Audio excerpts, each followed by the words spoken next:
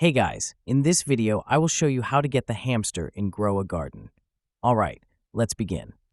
The only way to get the hamster in Grow a Garden is through the Summer Harvest Shop. It does not hatch from eggs, it cannot be traded, and it is not a random drop.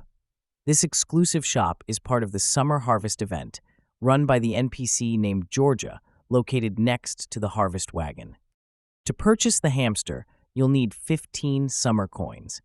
You earn summer coins by collecting summer fruits during the seasonal event and submitting them to the Harvest Wagon. As you contribute crops, you hit milestones, which reward you with summer coins. Keep harvesting and submitting crops to stack up enough coins. Once you've gathered enough and made the purchase, the hamster will appear in your garden. It sometimes runs in a small exercise wheel, adding a fun animated detail. Beyond its cute appearance, the hamster provides a passive crafting buff. It increases your crafting speed, helping you produce items like sprinkles, seed packs, and other craftables faster. So that's basically how you can get the hamster in Grow a Garden.